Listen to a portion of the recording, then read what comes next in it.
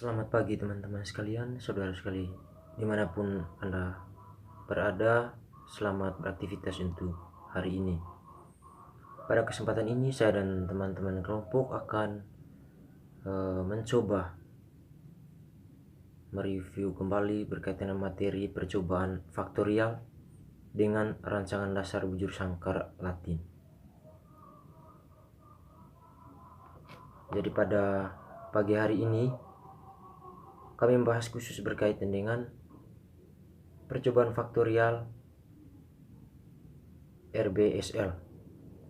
Untuk diketahui, rancangan bujur sangkar Latin atau RBSL merupakan rancangan yang mampu mengatasi keheterogenan unit melalui dua arah, yaitu arah baris dan kolom.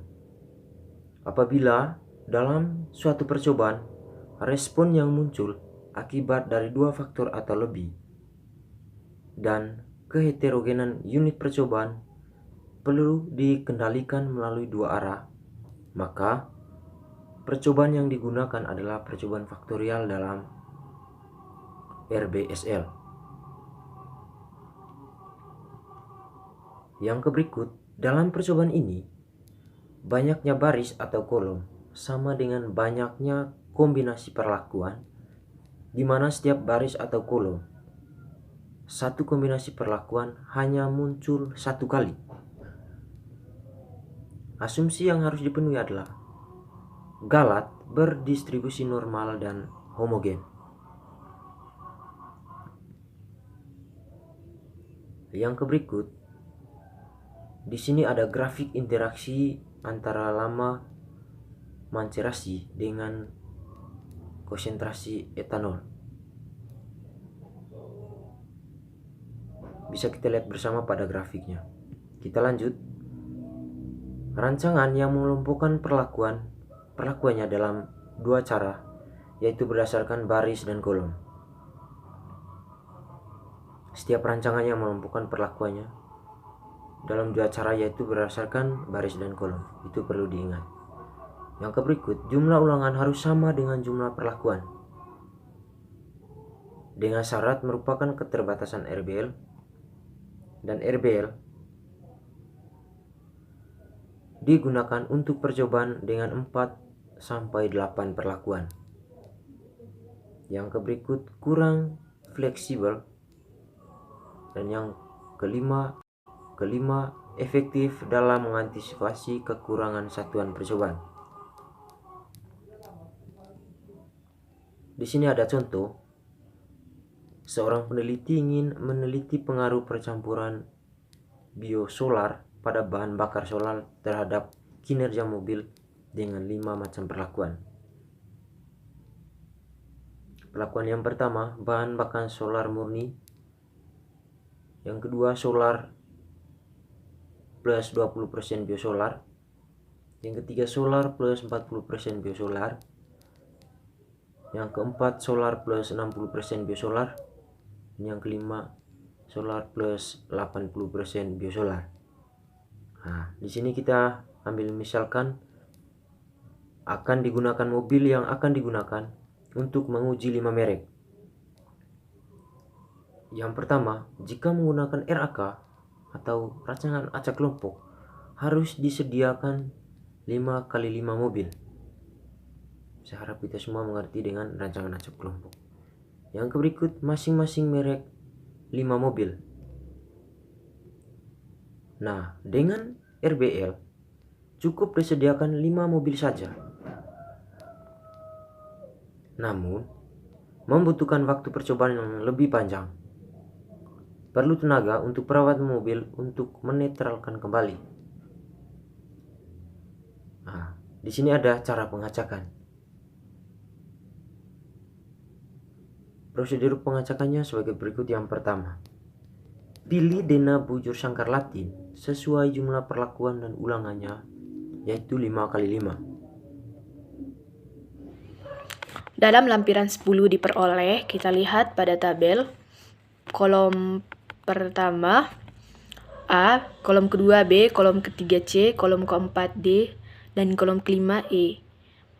Baris pertama A baris kedua B, baris ketiga C, baris keempat D, dan baris kelima E, dan seterusnya. Yang berikut, lakukan pengacakan baris.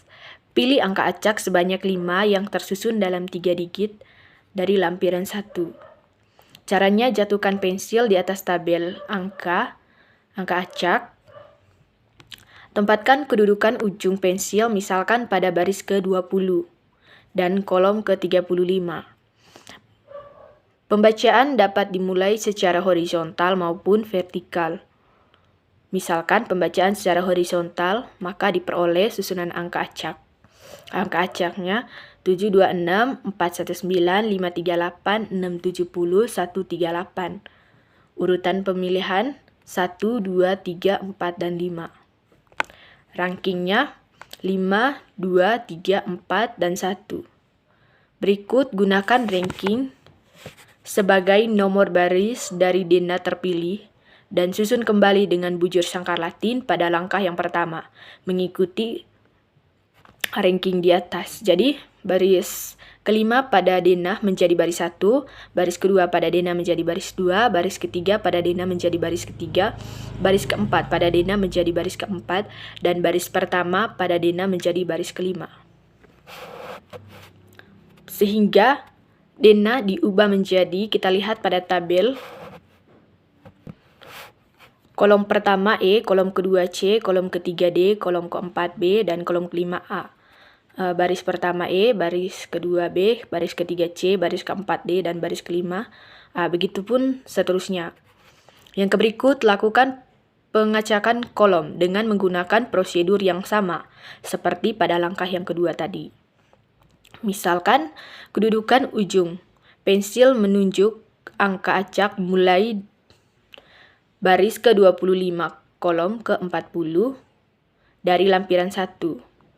Maka jika dibaca secara horizontal, diperoleh 5 angka acak sebagai berikut. Angka acaknya 729, 739, 076, 086, 581. Urutan 1, 2, 3, 4, dan 5. Ranking 4, 5, 1, 2, dan 3. Maka berdasarkan pengacakan baris dan kolom tersebut, maka diperoleh denah RBL berukuran 5 x 5 sebagai rancangan percobaan penelitian tersebut. Di mana kita lihat pada tabel, hari pertama sampai hari kelima merupakan baris dan merek mobil merupakan kolom, yaitu P, M, N, S, dan T. Kita bisa lihat pada kolom. Pada tabel tersebut menunjukkan bahwa mobil merek P pada hari pertama untuk menguji perlakuan B, pada hari kedua untuk perlakuan C, pada hari ketiga untuk perlakuan E, hari keempat untuk perlakuan A, dan baris kelima untuk perlakuan D, dan seterusnya. Berdasarkan pengacakan kolom tersebut, maka diturunkan kolom-kolom sesuai dengan susunan hasil pengacakan tersebut. Urutan pemilihan merupakan nomor kolom baru, sedangkan ranking nomor kolom lama. Jadi kolom 4 digeser ke kolom 1, kolom 5 digeser ke kolom 2, kolom 1 digeser ke kolom 3, kolom 2 digeser ke kolom 4, dan kolom 3 digeser ke kolom 5. Sehingga menjadi, kita lihat pada tabel, kolom pertama baris pertama B, kolom kedua baris pertama A, kolom ketiga baris pertama E, kolom keempat baris pertama C, dan kolom kelima baris pertama D. Begitupun seterusnya, kita bisa lihat pada tabel. Pada faktorial rancangan bujur sangkar Latin, yang dimana Y jika sama dengan U tambah alfa I tambah BC tambah TK tambah sigma IJK, yang dimana I sama dengan 1 titik sampai dengan R, dan J sama dengan 1 titik sampai dengan R, dan K 1 titik sampai dengan R. Nah, dalam keterangannya yaitu YIJK sama dengan nilai pengamatan dari perlakuan ke dalam baris ke-1 dan dalam kolom ke-1. Dan untuk IU-nya sama dengan nilai tengah populasi atau rata-rata populasi yang sesungguhnya. Dan untuk alfa I yaitu pengaruh adiktif dari baris ke-1, dan untuk BJ-nya itu pengaruh adiktif kolom ke-1, dan untuk TK yaitu pengaruh adiktif perlakuan ke K, dan untuk sigma IJK yaitu pengaruh galat percobaan dari perlakuan ke K pada baris ke-1 dan kolom ke J. Nah, untuk lebih memahami, kita masuk pada contoh aplikasi RBSL, yang dimana contoh aplikasi soalnya itu yaitu setelah dilakukan percobaan untuk mengukur efektivitas biodiesel tersebut, maka diperoleh data sebagai berikut, yang dimana data hasil pengukuran efektivitas bahan bakar kilometer per liter, dimana hari yang merupakan baris yaitu 1, 2, 3, 4, dan 5, atau hari pertama, hari kedua, hari ketiga, hari keempat, dan hari kelima. Dan merek mobil yang merupakan kolom, yang dimana kolomnya itu kolom P, kolom M, kolom N, kolom S, dan kolom T. Yang dimana hari pertama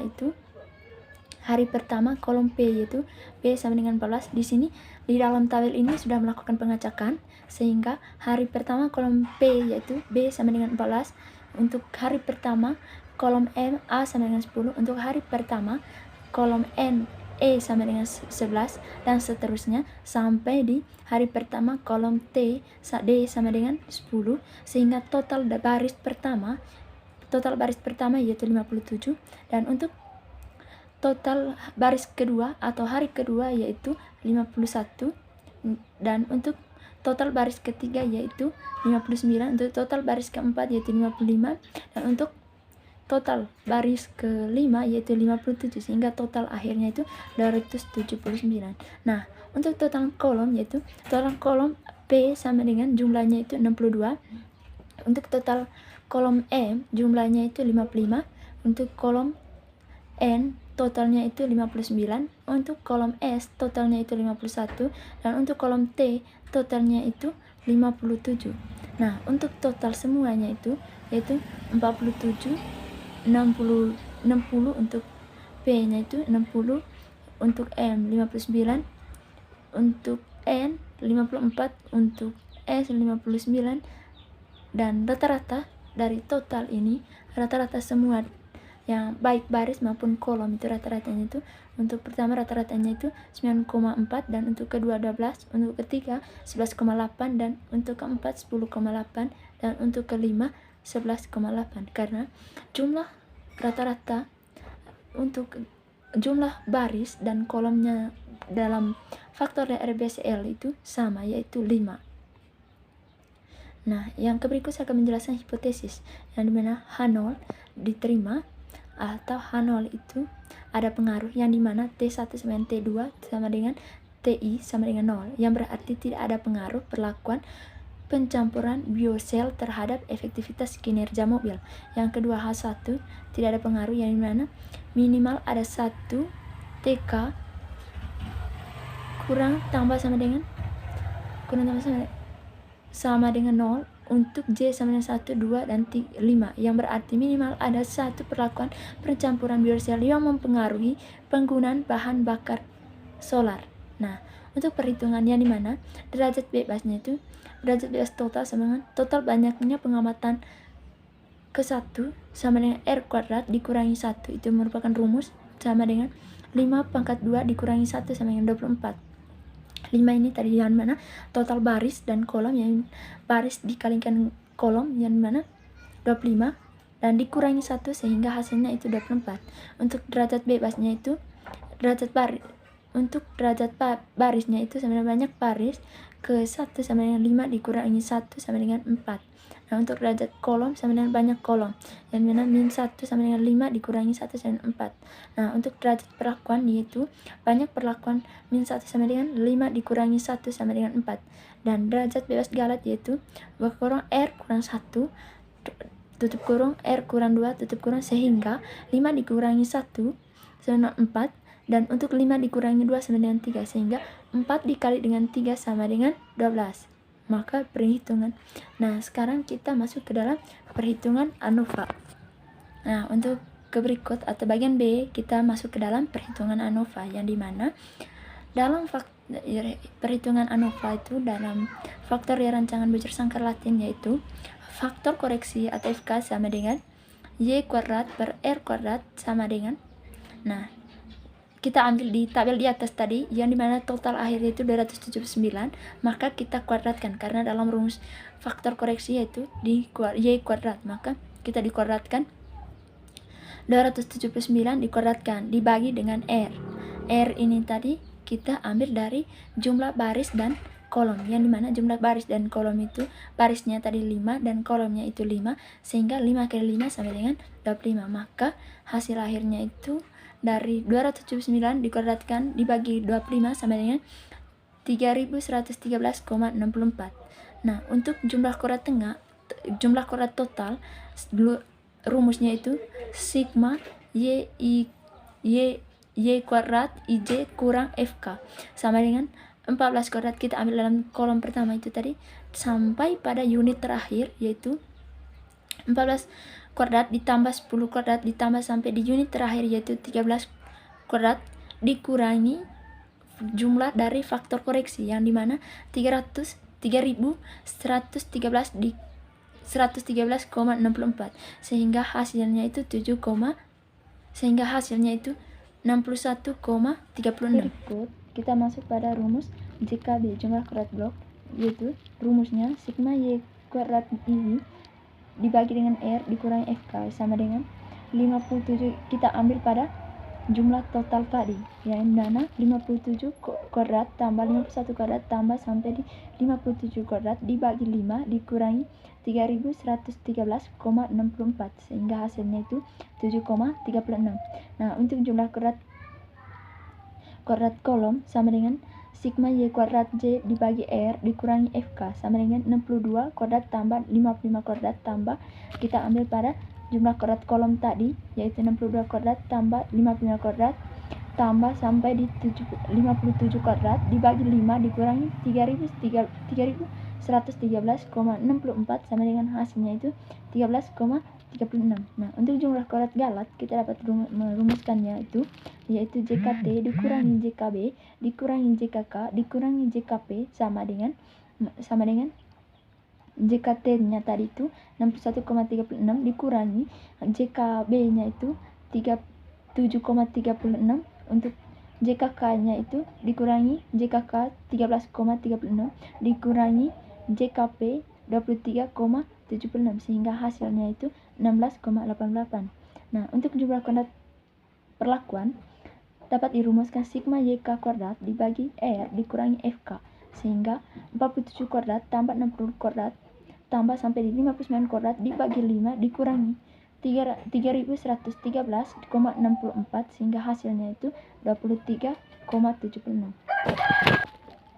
Nah, berikut kita masuk dalam rumus ragam ANOVA pada faktorial rancangan bujur sangkar Latin, yang dimana yang pertama itu kuadrat tengah blok, yang dimana JKB per R kurang 1, sehingga 7,36 dibagi 4.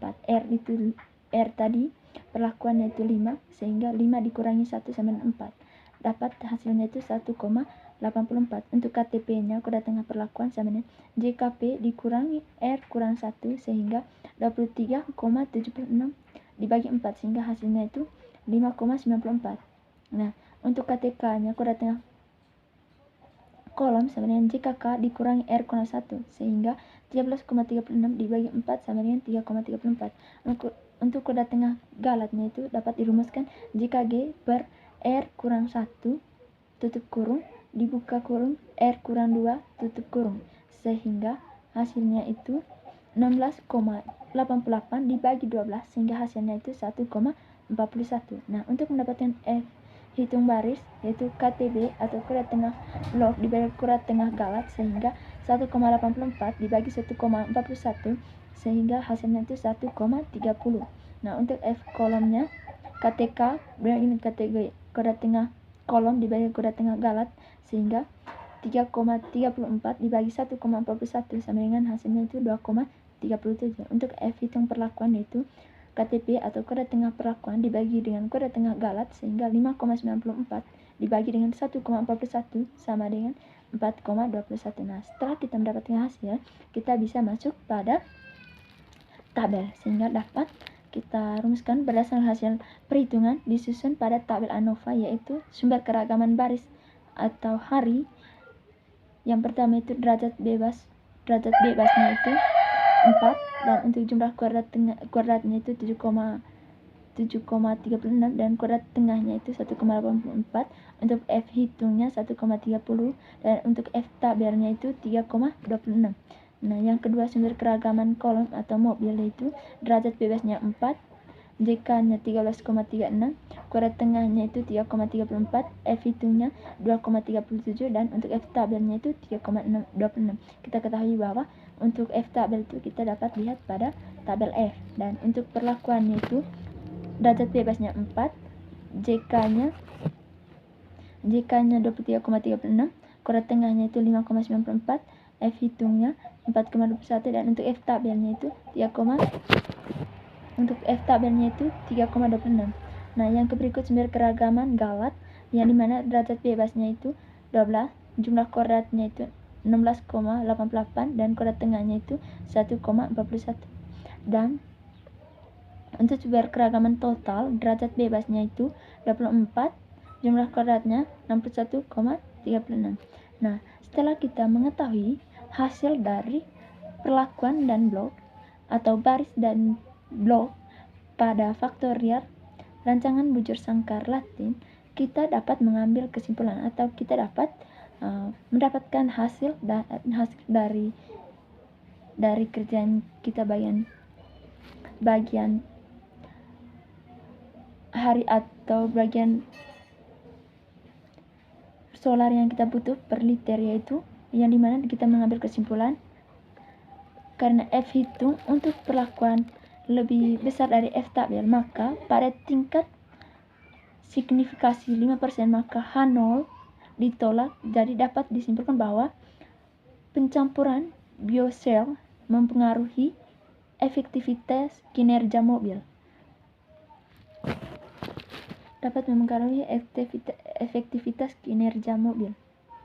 Baik, itu saja penjelasan dari kami berkaitan dengan RBSL. Sekian dan terima kasih.